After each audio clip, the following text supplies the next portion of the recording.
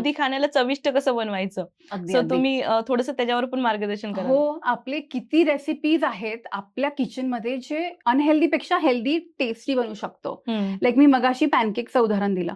तर पॅनकेक्समध्ये तुम्ही खूप वेगवेगळ्या प्रकारचे पॅनकेक्स बनवू शकतात. It can be sweet pancakes, जर तुमच्या घरी मुलं असतील तर. स्वीट म्हणजे शुगर यूज करायची नाहीये. नॅचरल आपण डेट्स प्युरी वगैरे करून किंवा फ्रुट्स ऍड करून त्याला स्वीट बनवू शकतो. मग ते मिलेट्सचे असू दे. आता आपण नाश्त्याला पोहे किंवा उपमा खातो. त्याच्याऐवजी आपण जर मिलेट्सचे उपमा बनवले तर ते जास्ती टेस्टी लागतात. तुम्ही त्यात राईट कॉन्डिमेंट्स ऍड करा. Like for example sambar masala is a very good condiment for something like a millets उपमा.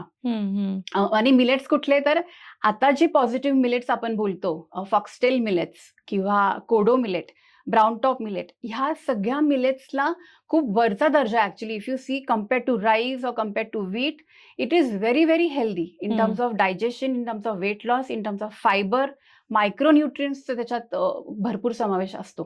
तर त्याचे तुम्ही वेगवेगळे उपमा किंवा पुलाव असे काय काय बनवू शकता. त्याचं पीठ मिळतं, त्याचे तुम्ही थालीपीठं बनवू शकता. एखादं त्याच्यात पालक वगैरे ऍड करून, मेथी ऍड करून किंवा बीटरूट ऍड करून तुम्ही बनवू शकता. तुम्ही छान टेस्टी सूप्स बनवू शकता. आता एक सूप जे मी रेग्युलरली रेकमेंड करते आणि मी स्वतः सुद्धा घेते इज बीटरूट, आवळा. आवळा again is very good anti inflammatory आणि इम्युनिटी वाढते. टोमॅटो. आणि जेव्हा तुम्ही ते सूप तयार करता त्यानंतर प्रोटीनसाठी you can add small cubes of tofu or paneer. आणि तुम्ही त्यांच्यात तुम्ही फ्लेवर ऍड करा ना. सी, तुम्हाला फ्लेवर ऍड करायला इकडे काही बंधन नाहीये. तुमचा जो मेन बेस आहे इंग्रेडियंट्सचा, that has to be healthy and natural.